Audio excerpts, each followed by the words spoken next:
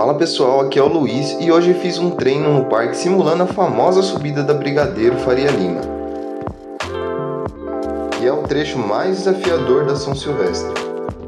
Comecei com um aquecimento leve, como se fosse o início da prova.